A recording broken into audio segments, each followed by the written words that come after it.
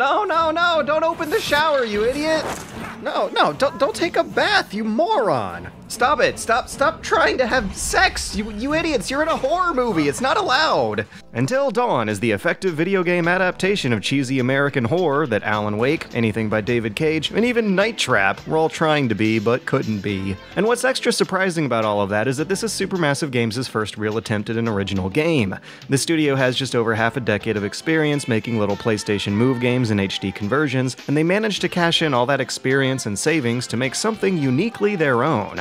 And it's something that a lot of other studios have been trying to do all along. Until Dawn is a non-combat adventure game in the vein of Telltale and David Cage stuff, but it reminds us that this genre spiked earlier as a spin-off of horror games, with 2009's Silent Hill Shattered Memories, thanks to frequent first-person cuts to a fourth-wall-breaking analyst who is just as terrifying as he is funny. Don't expect hundreds of endings and thousands of branches! And don't pay too much wind to this opening about how your own actions will shape your own narrative. We've been there and heard all that before. If you've played any Telltale game, you know how this system works, but do expect a substantial iterative increase in the amount of choice-driven story alterations than you usually see with these games, along with a tone and a theme that fits so well with this genre that it's a wonder no one thought of it first. Supermassive's homage to teenage slasher horror has every trope in the book. Seriously, there's nothing they didn't miss here. There's showers and baths and attempted sex scenes. There's Ouija boards and creepy dolls, and there's even first-person shots with Predator vision because, of course, Predator is a slasher movie. So 8 beautiful, spoiled rich teenagers who all seem to secretly hate each other decide it would be a great idea to have a party in a haunted cabin in the woods in the middle of a blizzard on top of a mountain miles away from civilization, just 1 year after the deaths of some mutual friends make their reunion all awkward.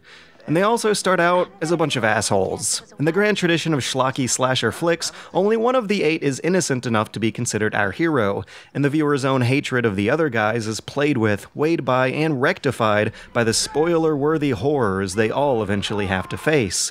And that's what Until Dawn does so well, is translating not just the cliches, but rather the underlying point of horror movies into a tribute that's more than skin deep. It's very self-aware about how cliche it is, but it's not a parody, nor does it try to subvert those tropes in any kind of weird experimental way. Despite the unoriginality of all its scares, they feel fresh, because this is an uncommon, and perhaps early, example of a true video game thriller.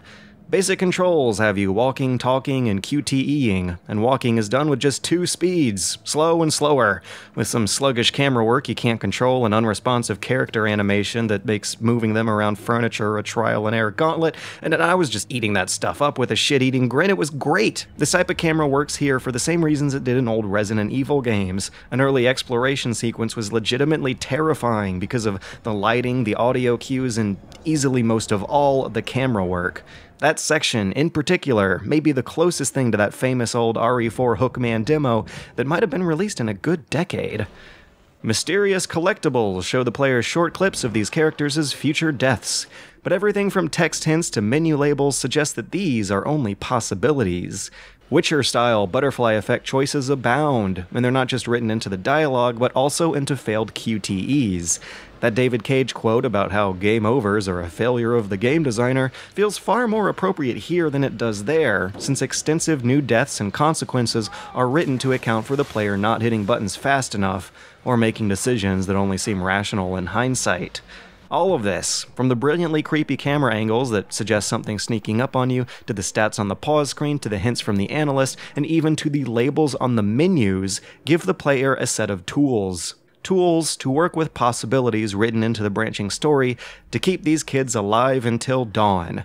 And that's the implied win state, although no game over screens will clearly spell it out for you, and no checkpoints within chapters will make it easy to undo the decisions that may or may not have led to their deaths. There's a real sense of dramatic irony when the player is capable of doing something clearly wrong while also not knowing it, while also knowing so much more than the characters. And that knowledge includes recognizing all the horror cliches. The same morbid sensation of yelling at a screen and going, "No, no, don't go in the shower," is now, okay, they're obviously making me go in the shower, so what can I do to be really safe in this shower?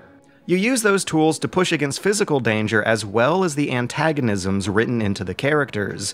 It's like the game's default, effortless, bad-ending story branch is a director/writer, and you're an editor, and the two of you are fighting over how this story should play out.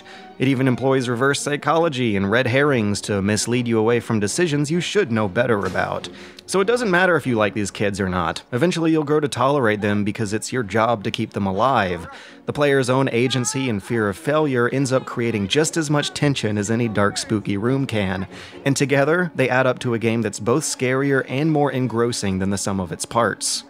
It's about 8 or 9 hours long and is good for one replay, so it may not be worth $60 whole, but it is a damn solid rental or sale game. Just like the old Resident Evils that were also short as hell, though even the 8 hours of this one still might be stretching it.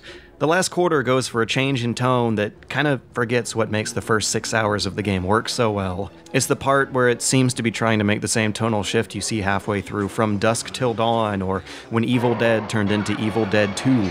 Without wanting to spoil much, the sudden change in focus doesn't really pace well with characters and mysteries the story resolves earlier. The story would have ended stronger, a couple hours sooner, if it kept its secrets better. But even before that, the early acts are obnoxiously full of false jump scares. Maybe so many that you'll burn through a lot of the tension's payoff before the real horror really revs itself up.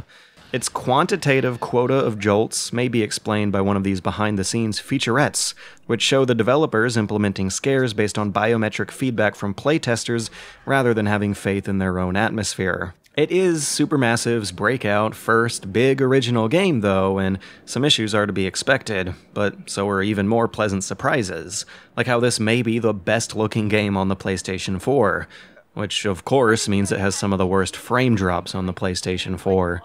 When we're this close to clawing out of the uncanny valley, these weird little bits stick out so much stronger, like how some animations look fast and cartoony when most are slow, lumbering, and realistic.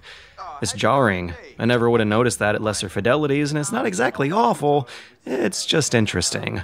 And the perils of modern console gaming also struck me again with this error message.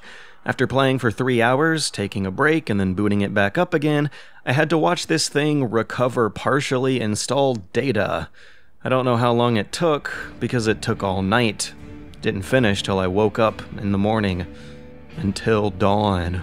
I have a feeling that's gonna be patched out, but despite its lackluster climax and a few technical hang-ups, I still had a blast here. It's a confident and fresh take on video game horror that makes a slick adaptation of movie horror along with it. It's a wonder that this genre's progenitors didn't figure out how to do this kind of design sooner, because Until Dawn made it look downright easy.